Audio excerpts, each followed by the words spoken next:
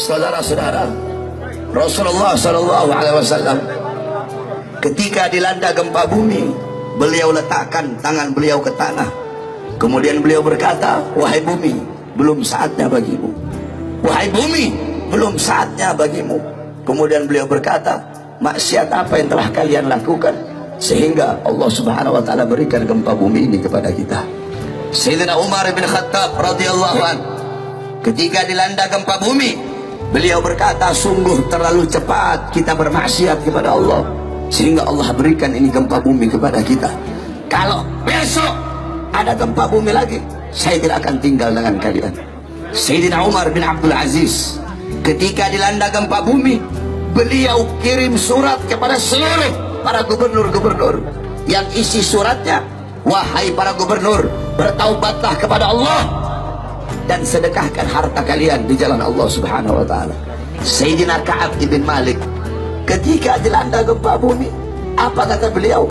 Tidaklah bumi bergoncang, tidaklah bumi bergetar, kecuali terlalu banyak hamba-hamba yang berbuat dosa di atasnya, sehingga bumi bergetar, bumi bergoncang karena malu dan takut kepada Allah atas terlalu banyak hamba-hamba yang berbuat dosa di atas bumi.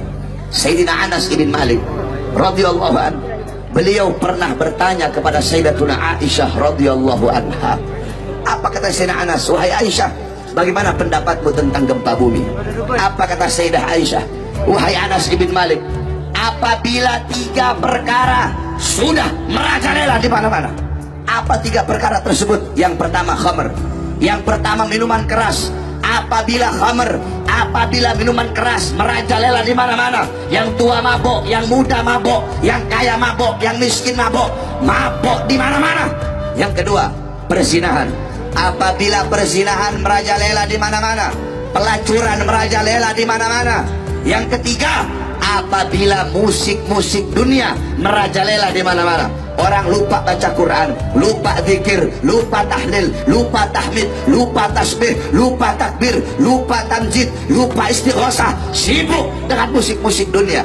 Apabila 3 perkara ini merajalela, maka Allah berkata, wahai bumi, berguncanglah engkau. Wahai bumi, berguncanglah engkau.